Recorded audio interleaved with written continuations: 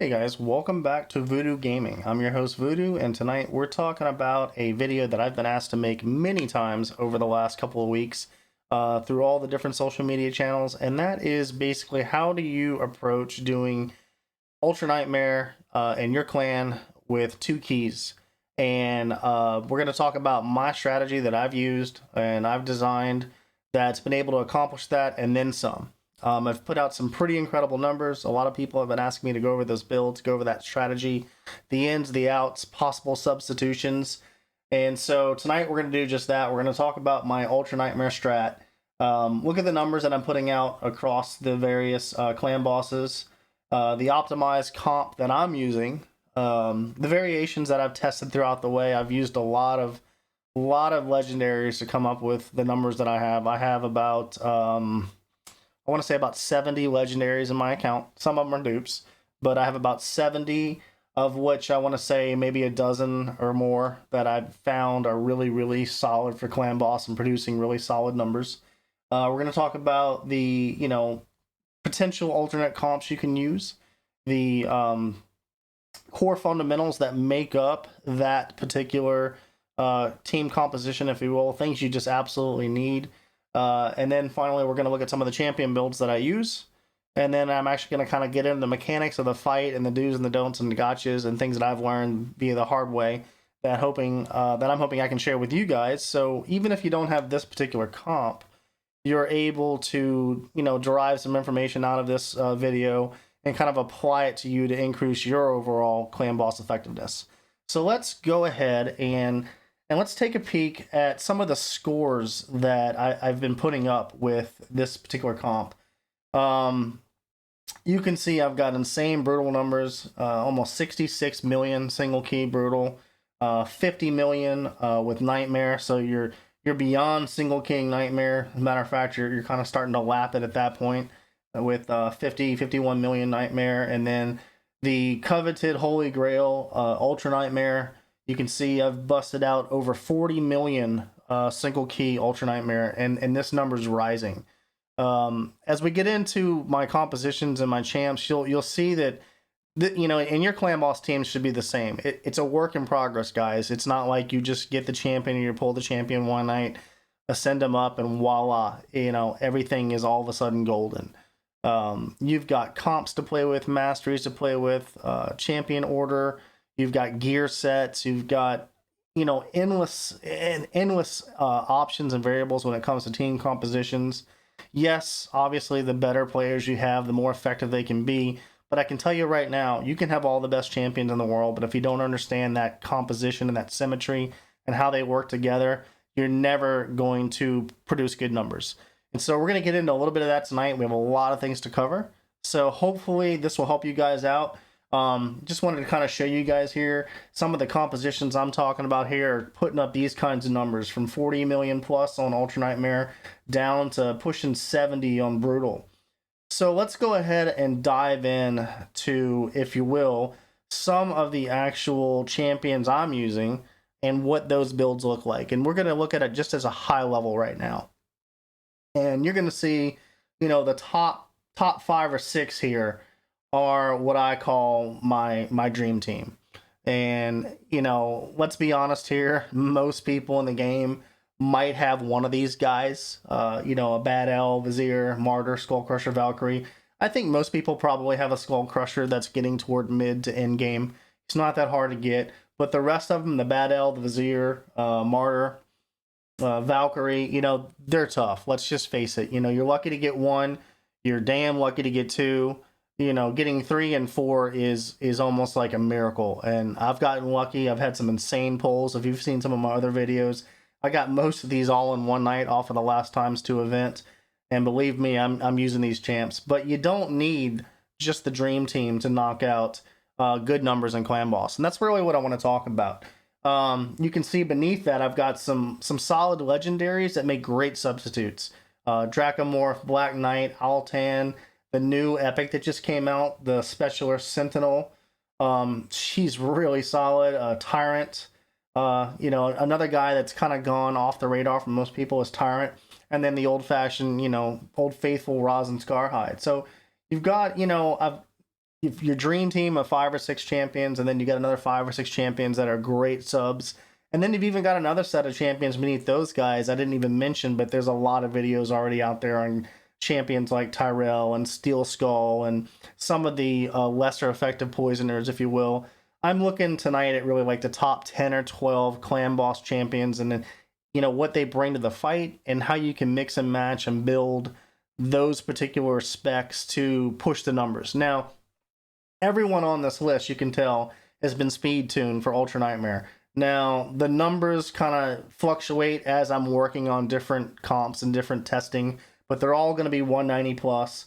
They're all going to have the respective ACC that they need, the accuracy that they need to land the buffs that I need. Just because they're in Ultra Nightmare doesn't mean I always want them to be 250. Sometimes, and we're going to get over this in a little bit, you don't actually want buffs to land, because in some cases they can take up a slot on the clan boss. You can only use 10 debuffs on the clan boss. So I actually have some of these accuracies set low, so in effect it doesn't take up a clan boss spot, debuff spot.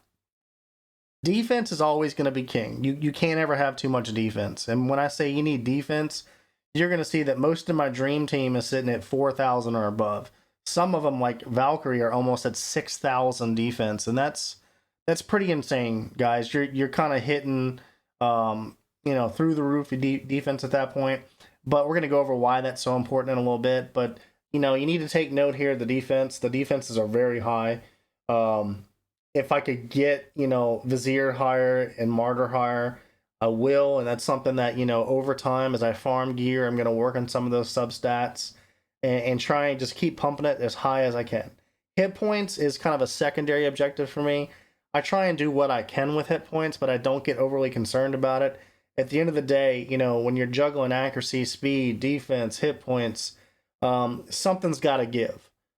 Speed can't really give, accuracy can't give, because if you don't land the right buff, your round can be over. Defense is king, so hit points is usually where, if I've got to sacrifice something and try and work on something later, I'll do hit points for that. As you look at sets that I have on these guys, these champions, lifesteal and speed, or lifesteal and divine speed, that's generally what my dream team is made up of. Is lifesteal necessary? You know, a lot of people talk about how lifesteal is kind of like the training wheels on your clan boss champions. And here's my take on it. If you can get the stats you need and you can have lifesteal, why wouldn't you do it? When you start adding tier 6, you know, war masteries and giant slayers, and you're proccing with lifesteal, topping your champions off every round can only benefit you. So do I think lifesteal is king? No. But again, we're not trying to just put up good numbers here. We're talking about putting up legendary numbers, you know, 40 plus million on Ultra Nightmare. So I like to, you know, have redundancy. I like to make the run as smooth and risk-free as I can. So I run lifesteal and then speed. The other thing you'll see on some of my subs is I run immortal sets. I even have a little bit of some broken sets in there. At the end of the day, it's, you know, you got to go with what works. I'm not against using broken sets. I'm really after the numbers, not so much do I care what the sets are. The only set that really matters is lifesteal in terms of having 4 in that set. Everything else, it's just whatever I can get the numbers out of. So just kind of wanted to throw out these builds here to give you just an idea, very high level, 10,000 feet, of the type of numbers that I'm getting out of these champions. And again, you know, this is a work in progress for me. I'm still adding defense. I'm still adding hit points. I'm still pushing that speed up. I'm farming those glyphs from the faction wars, and just trying to slowly inch all my characters up as fast as I can, faster and faster, tougher and tougher every day. So this kind of gives you an idea of the builds that we're working on. Now let's go ahead and jump over into the actual game, if you will, and let's talk about where we're at with Clan Boss and what's going on. So, you know, this video is primarily focused on Ultra Nightmare, and you know, if we open up my champions here, pretty much everything listed in this window right now are viable Clan Boss champions that can produce at least 30 million or more in Ultra Nightmare. So even though I showed you my dream team, I can mix and match a lot of these different champions to give me 30 million. There's pretty much any one of these guys I could sub in somewhere except for Tormund. I will say Tormund's actually, he's my arena defense right now, so he's the only guy that's in here that's non-applicable towards this Ultra Nightmare Clan Boss video. But the rest of them, you know, everybody brings something to the fight. And you really kind of have to, there's a lot of videos out there. Hell Hades has done an incredible Clan Boss series. Chosen's done some stuff. You've got to understand before you even think about putting up 40 million or more on Ultra Nightmare, you've really got to understand some Clan Boss basics. And I'm not going to spend my time here tonight beating those basics up. There's plenty of videos out there. I'm talking about, you know, increased defense, decreased attack, understanding your poison counters, you know, all that type of stuff. Those are things that you should already learn through your beginning and mid-game clan boss battles. By the time you're knocking on the door of Nightmare, you should kind of have a pretty good grasp on the things you need in your composition to succeed. So where this video comes into play is I wanted you guys to see some of the numbers, first of all, that you need, some of the gear sets that I'm using. And then we're going to look a little deeper into kind of what my strat is around the dream team that I use. And again, you have to realize most people are not going to have the champions that I have, but it's more about understanding the mindset that I'm using so that you can apply the same principles and fundamentals to your account. Everyone's going to have a different account. It's relative. You know, your account strength is relative to you, your budget, your luck, a little bit of everything in terms of what you're working with. So everyone's going to fall somewhere on a scale on what you're capable of accomplishing. So when I approached this particular clan boss, Ultra Nightmare, I went back and forth between, you know, my poisoner. I basically have a poisoner. I have 3 counterattack champions, which makes this build extremely unique. I have Valkyrie, I have Skullcrusher, and I have Martyr, which, again, most people are not going to have Valkyrie and a Martyr. But to have all 3 counterattack champions in the game gives me a lot of potential on what can be achieved. So, you know, if you think about it, so I'm already using 3 slots for my counterattackers. And then I was lucky enough to pull Vizier. And for those of you that don't know who Vizier is, he brings the ability to extend your debuff. So if you put on a poison debuff, every round he just stacks more and more, and so you don't have to worry about that debuff landing over and over again each round. So he's kind of removing accuracy out of the equation for my champions once the initial debuff lands, which is beautiful. And then it just stacks from there.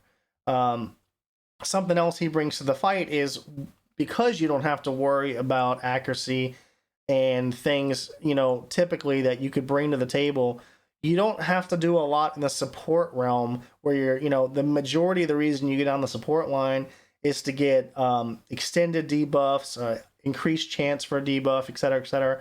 Because Vizier is present on my team, I was lucky enough that I can forego the entire support tree and just focus on defense and offense. And then you can typically focus on, you know, retribution down here, which gives my guys a chance to counterattack. And also with deterrence, again, a chance to counterattack. So when you can start adding defense into your teams because you no longer have to, you know, obtain support, you're making your team more tanky. You're giving yourself a little bit more chances to attack. So that's right there is a good indication that you're kind of moving way into that high game. Now, obviously, you are very dependent on an extender, so you'd have to look in the game and see who your extenders are and see if you have the ability to apply an extender to your team composition. So he's one of the, I guess, the Achilles heel of my composition that allowed me, take accuracy kind of out of the equation each round. He's given me the ability to extend all these buffs, which then in turn lets me focus on the defensive tree instead of the support tree. So right there, he's bringing a lot to the equation for me. When it came to poisoners between Bad L and Dracomorph, I've gone back and forth between these 2 high-end guys. I've even put them in the same match and run a 2 counter attack instead of a 3 counter, like take Skullcrusher out and actually run Draco and Bad L. Here's the problem though with that, is you end up only getting 10 slots for poison, and these guys fill them up real quick. So let's talk about the clan boss composition real quick when the fight starts. You always should know this by now, but you always have to have defense down. You've got to decrease that defense. You need to decrease that attack. So those are 2 slots right there. That's going to leave 8 slots left open. In many cases, some of your champions might throw a trash buff on there that you actually don't want to land. And I'll give you a good example of somebody that sometimes I don't want to land.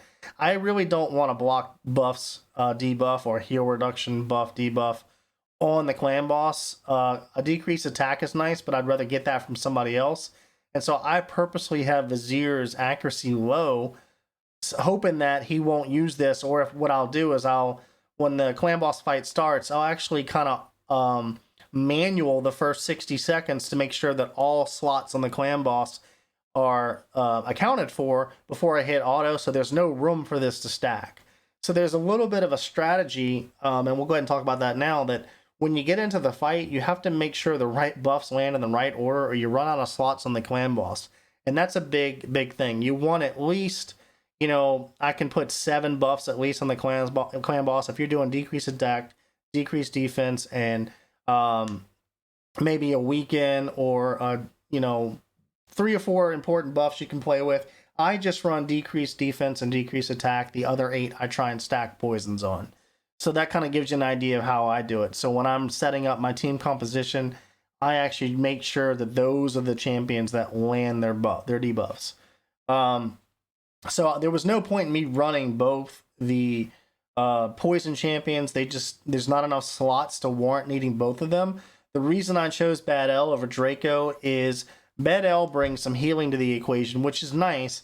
But again, by the time you're getting 11, 12, 13 minutes into Ultra Nightmare, believe me, his little healing over time is not what's keeping your team alive. But what he does help with is he brings a cure. And so at the start of every round, since he's my fastest champion, if anyone has a stun on it, he'll cure it. And when you're running 3 counterattack champions, having 1 down via a stun is a lot of lost damage. So he immediately clears that stun, which is why I have actually chosen Bad L over Draco. Even though Draco has more poison slots, and he can get those poisons on the clan boss faster, where Bad L takes a couple of rounds to get those poisons going. He brings, through the course of the fight, over a 13-minute fight, he brings those cures to the table. And that's really handy in keeping all your champions in the fight 100% of the time. So that kind of explains my thought process behind the 2 champions.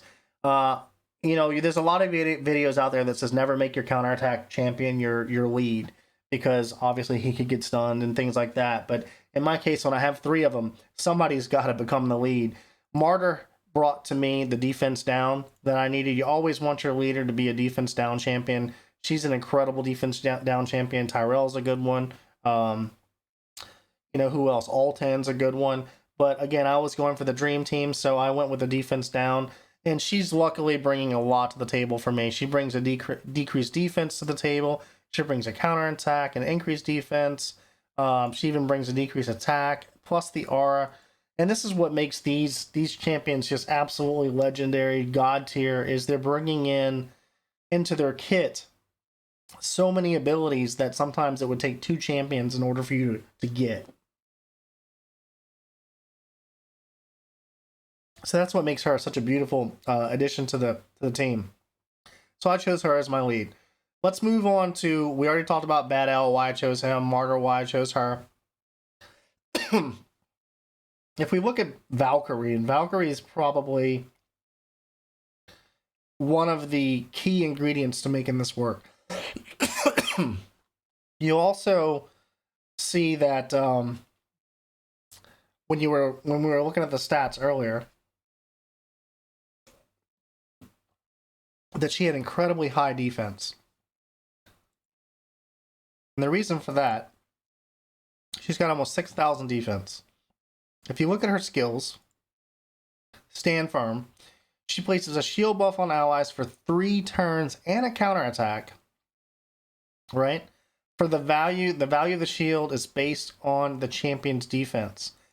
So by pumping her defense extremely high, the value of the shield that I get for my champions is basically variable driven by how much her defense is. So the higher I can stack that, the bigger the shield for my team, and I can get 2 rounds out of her shield just from her defense alone. So that's really where the Valkyrie value comes into that team. You've got Valkyrie with a shield, you've got Bad with a cure, you've got Vizier with the extend. You can kind of see where this is going. Everybody's bringing something. You got Martyr with the lead, the defense aura, and the defense down. And then you pop over and you look at the final addition to the team is good old Epic Skullcrusher, who a lot of people have him. And, you know, here I am and probably putting up some of the best numbers in the game, 40 million Ultra Nightmare Clan Boss, and I'm using an Epic. Who would have thought, right? But what's very unique about him, and he's also got ridiculous defense. He's got over 5,000 defense. But the skills that he brings is kind of interesting. If you look at his A1, you actually don't want this to hit. This will eat up one of your slots on the clan boss. And so I actually have his accuracy pretty low at 130. And unfortunately, this can't be avoided. Sometimes, even with 130 accuracy, it still hits on that Ultra Nightmare boss. I hate it when it happens. It eats up a slot. If that wouldn't land, I'd able to apply another layer of poisons, which, you know, adds up to a lot of damage over a 13-minute fight. Unfortunately, if it lands, it lands. If it doesn't, it doesn't. That's just RNG. There's not a lot I can do with that. The reason we really bring him into the fight right here is Stonewall. So he'll put up a 50% ally protection with a counterattack and an unkillable buff on him. So he is, again, the third counterattack champion in the mix. So we've got a Martyr, we've got a Valkyrie, you've got a Skullcrusher. Martyr, we've obviously brought her in for the aura and the defense. We've got Valkyrie in for the shield. And now you've got Skullcrusher for the Stonewall. And that's the beauty of this trio, if you will, is they all bring in super, super defensive, tanky abilities that just enable that sustain over the course of the fight. And I'm going to talk about the order that they have to be applied and how that plays in the clan boss attacks here in a second. But that's why we have Skullcrusher in the mix. And then obviously he's got a passive as well. Not really all that important in this fight that I use him for. And then his mastery is also, just like everyone else, is going to be attack and defense. And that's because I have Vizier. If you don't have Vizier, you're probably going to go more with attack and support. Just kind of keep that in mind. So those are my champions that are on my dream team. So let's kind of pop on over. And I saved my keys for the day because I really wanted to break down the fight for you guys and talk to you about how I started out, what I'm looking to do, and what works for me. And again, you've got to figure out, you know, when you're looking at all your champions, you've got to figure out there's no one way to do this. That's one thing that's really unique about Raid Shadow Legends is you have hundreds, if not thousands, of variations and potential compositions to put out great numbers. Obviously, the better champs you have, the more you can do. But, you know, like I said, I've put up 30 million Ultra Nightmare damage with most of these champions. Even this Epic here that just came out this weekend, she's putting up 30 million in the mix. Some of these double counters, a lot of people can't do a triple counter, but even with a double counter, with either Martyr and Skullcrusher or Valkyrie and Skullcrusher, putting up 30 million is still very doable. With all three, I can obviously do 40 million, but I'm just trying to emphasize that what I don't want people to do is just look at these champions and go, well, oh, that's obvious why, you know, he's put up 40 million. Yeah, obviously so, but there's no reason that you can't put up 30 or 25. There's a lot that goes into experimenting, and that's something I need to stress out the most. The only way you're really going to know what works and what doesn't work is you've got to experiment. I mean, I probably have run 100 clan bosses in the last 2 or 3 weeks, just working on compositions, testing, champion orders, gear sets, stats, stun orientation, and just controlling the stun. You've got to put in the time. I mean, you know, you can come here and you can watch a video and I can tell you what works for me, but that's exactly what it is. That's what works for me. Everyone has different resources, different budgets, different champion pools. You've just got to experiment. This is kind of giving you an idea of my mindset, and how I approach things. And if you put in the time, I guarantee you most people out there running Clan Boss probably have a good 10, 20, maybe even 30% more damage that they could go after just with what you're working with now. You just got to be willing to go and put the time in to figure out the composition. And I'm not even talking about gear, and I'm not talking about pulling new champions. I'm talking about working with what you've got speed tuning it, doing the correct orders, looking at the right symmetries and compositions between your champions. You'd be surprised what you can do if you put the time in. So anyway, let's go ahead and jump into the actual fight and take a look at this. So I haven't run anything yet today. I just kind of wanted to introduce what I'm working on here. So I'm going to go back to my dream team. And this is what I usually run. This gives me my 40 million or more Ultra Nightmare, hoping soon to be 45. Oh, I forgot to mention, you know, talking about things and opportunities that I've yet to develop. You'll look at my guild hall. I still have a long way to go with my guild hall. You know, my defense, none of them's close to maxed out. I've still got some accuracy to work on, and you know, a lot of my guys are force affinity, so I still have a lot of room to work on there. A ton of crit damage, not even touched yet. A lot of attack, a lot of hit points. So again, I bet you I can get another 2 to 4 million just on working and tweaking on some of this guild hall. So I'm nowhere near what I would consider to be an end player when it comes to the guild hall. A lot of room to work on there.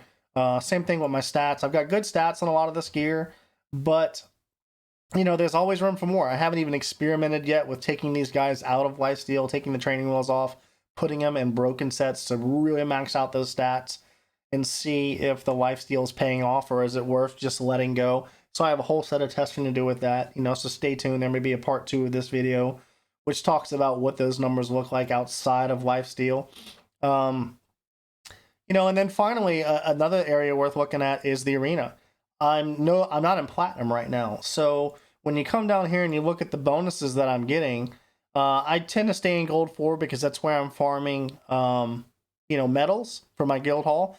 But I could easily pop into platinum tonight for an hour or two and get an extra 5%. So in terms of still growing this team, I can get 5% alone from the guild hall there, plus all of the additional stats. Sorry, not from the guild hall, from the arena tier, plus all the stats I can still get from the guild hall. So there's significant room for improvement in these numbers. So I'm nowhere near, you know, the hundreds and thousands of hours that some people have ground out on this guild hall. So just to kind of give you guys a heads up, you know, there's even growing room with these numbers. So getting back to the fight, let's go ahead and look at the Ultra Nightmare fight and look at my dream team here that I've typically been running with. This is what I found works for me. Do not get hung up on this number. Team power is more representative of your crit rate and your resist on your count, your characters.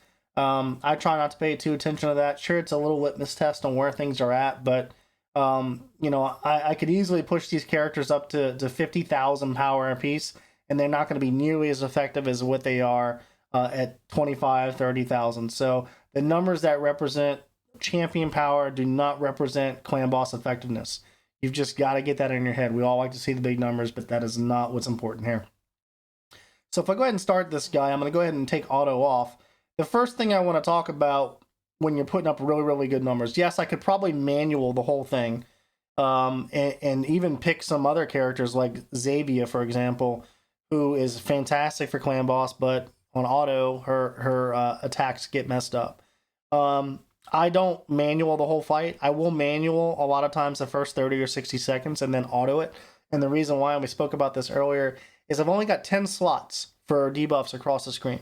I need to make sure the right debuffs land or I'm out something important. For example, if all my poisons land and I haven't gotten decreased defense to land or decreased attack, it's a wasted run. I'm not going to put up big numbers. So generally speaking, I get my decreased defense, my decreased attack, I'll get my poisons on, and I'll try and keep all the other fluff off, whether it's block debuffs, heal reductions, whatever it might be.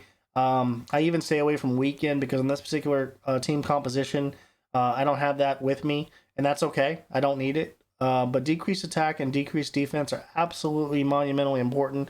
So when I start off this fight, the first thing I do is I want to get my poisons on right away with Bad L. So I'll go ahead and pop it and get him going. With Vizier, the only attack that I ever use is his A1, and that's right here.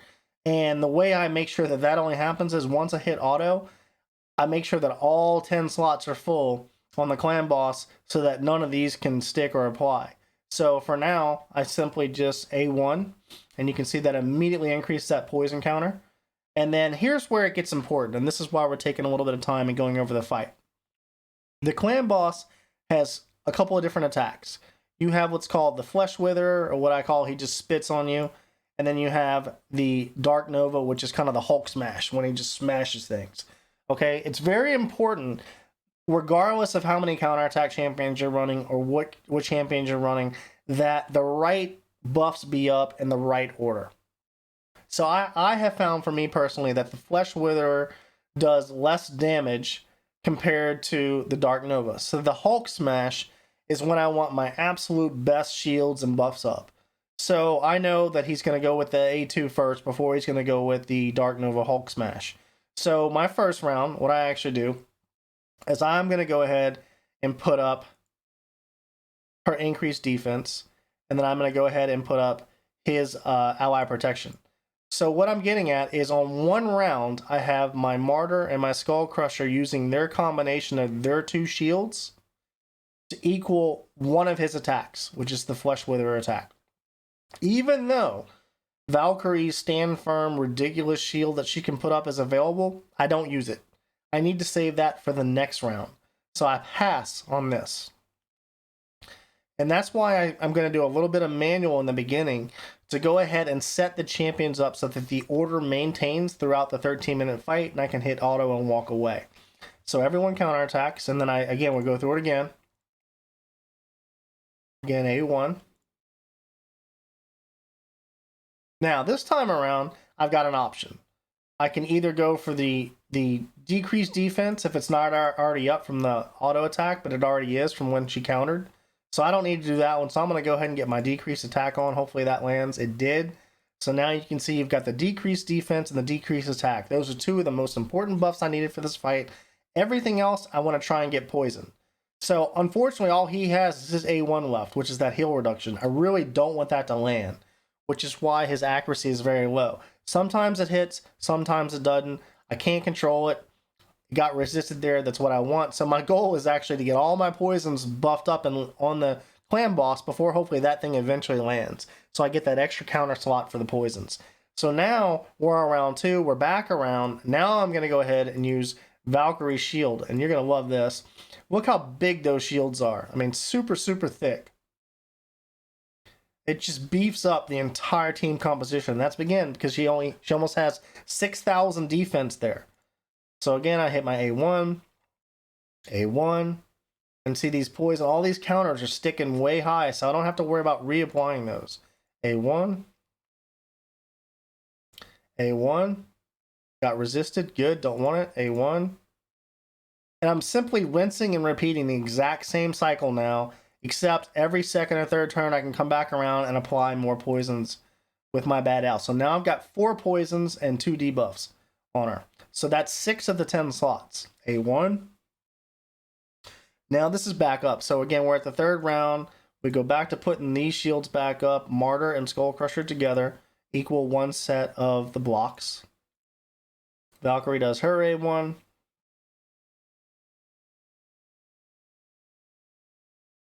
Everyone does their auto attack, counter attack rather. A1. Always A1. A1. It's very simple. Once you get the buff set up in the right order, unfortunately, you can see what happened here. His heal reduction finally hit, even with 130 accuracy on the clan ball, on my my Skullcrusher. With 130 accuracy, it still landed. So unfortunately, at this point, it's going to be on there forever because of Vizier's extension. So now I lose a poison slot counter. That can add up to a lot of damage at the end of the fight. So I already know this probably isn't going to be one of those 40 million plus Ultra Nightmare runs simply because I've thrown away an entire slot. It's pointless. And that normally would be a deep poison counter at the end of the fight. So nothing I can do about it. You just keep going. Now it's her turn. We'll go ahead and put her on. Valkyrie's shield and counterattack. So all we're doing now is the same cycle, and we're waiting for this refresh to come around again so we can apply that last round of poison.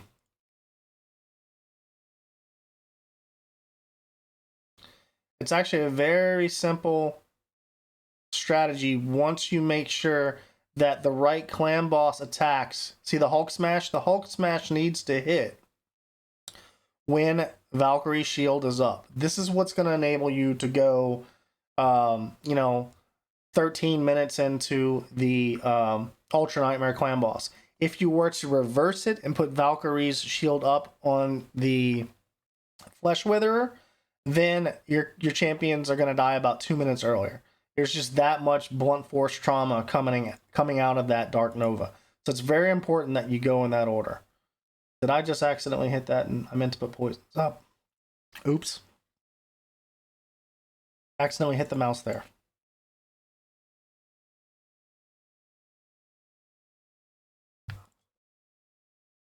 That's okay. We're just explaining this run. Everyone does their counterattack. So ideally I would have hit this guy.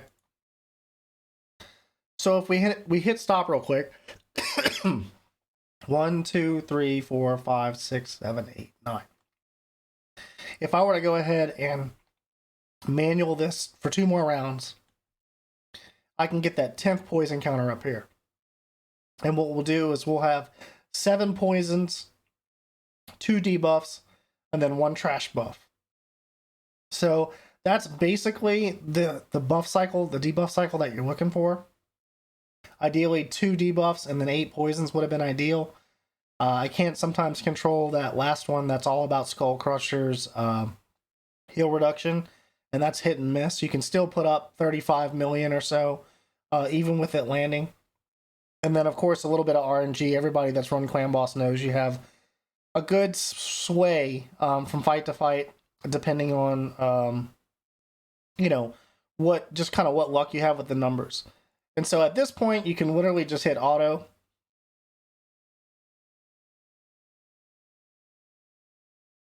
And the champions are going to simply continue the same rhythm and pace that you've done the whole fight. The key is, 2 keys to this. 1, make sure 7 or 8 of the slots are going toward poison. The other 2 are your decreased attack, decreased defense, and then it's rinse and repeat there. The other thing to keep in mind is you have to have your biggest shield or your biggest buff for damage up in time for the Dark Nova, and your least amount of shield or your least amount of defense up for the Flesh Witherer. If you got to pick one of the 2, make sure it's up for Dark Nova, because that's the one that's going to keep your team alive for the longest and give you the most sustain.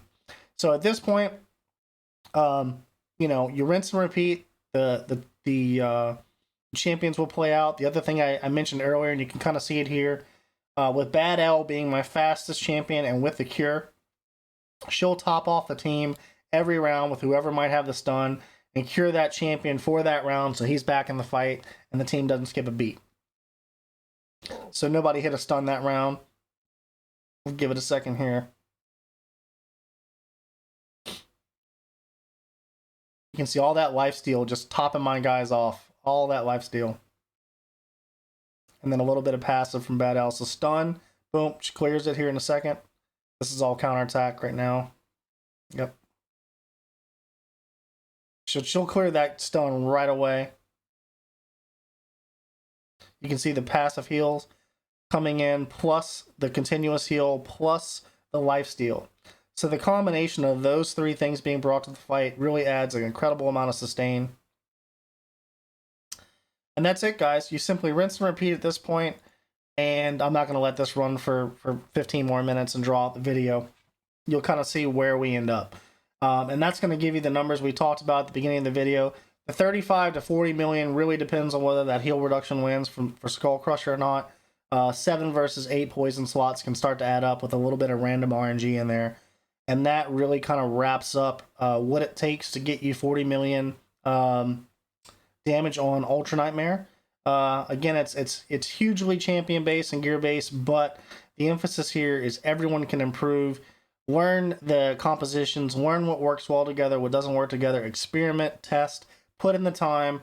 Don't be like I was earlier in the game and think that you have to have the best legendaries in the world to put out decent damage, because you don't.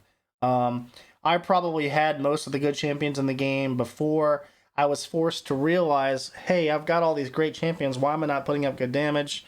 Um, I learned the hard way. I leveled too fast. My account got powerful too quickly, and I wasn't really learning the game. Instead, I was relying on just kind of grinding my way and bullying my way through it with good champions. And you really need to take the time and understand what each champion brings to the table, and most importantly, how they work together. So I urge you guys to, experiment, play around, run some, we like to get into that egotistical side when every day we go in and do the clan boss within our clans, and we always want to be the top guy or show our stuff and strut our stuff.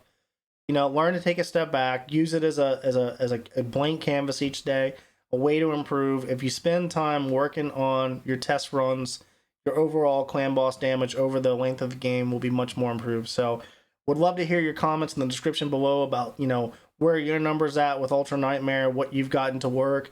I think a good number to shoot for is 20 million with Ultra Nightmare. That should kind of be, I think, an indicator that you're really you're at that level. You're ready to kind of do some damage to it. When you start hitting 25, even 30, you're definitely got something working that's insanely well. And then, I don't think I've found anyone else yet that can put up 40 million, but I haven't looked around. But I'd love to see, if you're putting up more than 40 million, comment and show us what you're working with. Tell us what you're doing.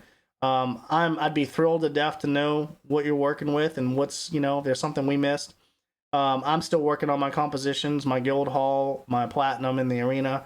I'm going to be pushing for 45 million here by the end of the month. So come back and share what you got with us. We'd love to hear from you. But thanks for chiming in, guys. I hope this was effective for you guys and kind of explain the mindset of what you can do with this game. And then not only that, don't get hooked on the 3 counterattack champions. Like I said, I've put up a good 30 million using a half dozen or even a dozen of those champions in my vault. So I'm sure you can do the same. Anyway, thanks for tuning in. Drop your comments in the description below, and we'll talk to you guys later. Have a good one.